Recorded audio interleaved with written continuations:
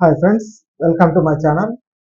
తెలంగాణ రాష్ట్రంలో 70 ఏళ్ళు దాటిన వారికి రేవంత్ రెడ్డి సర్కారు ఒక గుడ్ న్యూస్ అయితే చెప్పిందండి.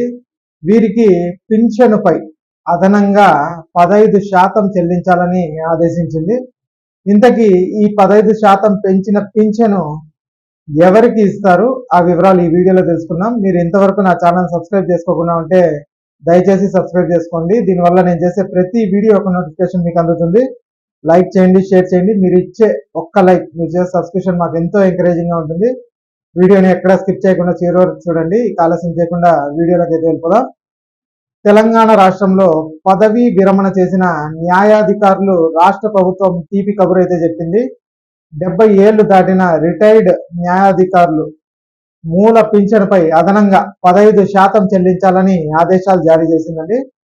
రాష్ట్ర ప్రభుత్వ రిటైర్డ్ ఉద్యోగులకు 70 నుంచి 75 ఏళ్ల వయసులో మూల పింఛన్పై అదనంగా 15% చెల్లింపులు జరుగుతున్నాయి. అయితే 2023 జూలై 24న సాధారణ పరిపాలనా శాఖ జారీ చేసిన ఉత్తర్వుల్లో 70 నుంచి 70 ఏళ్ల వయసు గల రిటైర్డ్ న్యాయాధికారులకు ఎంత అదనపు మొత్తం చెల్లించాలనే అంశంపై స్పష్టత అయితే రాలేదు. దీంతో రిటైర్డ్ న్యాయాధికారులు తమకు కూడా రాష్ట్ర ప్రభుత్వ ఉద్యోగుల మాదిరిగానే అదనపు పింఛన్ సౌకర్యం కల్పించాలని ప్రభుత్వాన్ని కోరారు.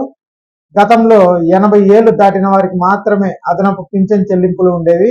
ఈ నేపథ్యంలో తెలంగాణ రాష్ట్ర రిటైర్డ్ న్యాయాధికారుల సంఘం తమ సమస్యను ప్రభుత్వ దృష్టికి తీసుకొచ్చింది.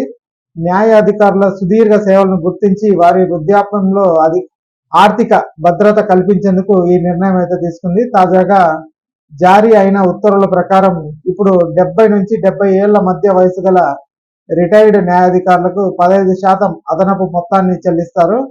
ఈ ఉత్తర్వులు రాష్ట్ర ప్రభుత్వ ఉద్యోగులకు వర్తించే నిబంధనలను అనుసరించి రూపొందించారు. రాష్ట్ర ప్రభుత్వం తీసుకున్న ఈ నిర్ణయం రిటైర్డ్ న్యాయాధికారుల సంఘంలో సంతోషాన్ని అయితే నింపిందండి. ఇక ఈ వీడియో నచ్చినట్టయితే ఒక లైక్ చేయండి, అలాగే మా ఛానల్ సబ్స్క్రైబ్ చేసుకోండి. Thanks for watching.